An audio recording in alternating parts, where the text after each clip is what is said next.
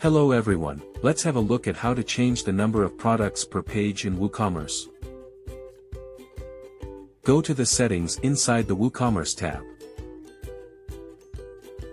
Here you can click on a product per page tab to configure the following settings. Enable this option to display per page drop-down on shop page.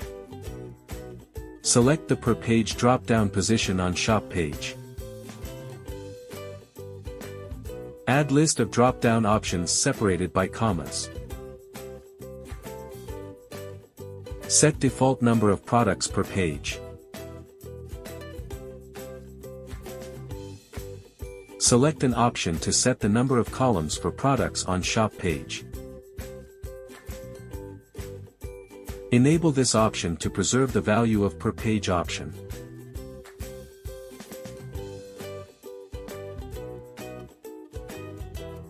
Let's have a look at the front end.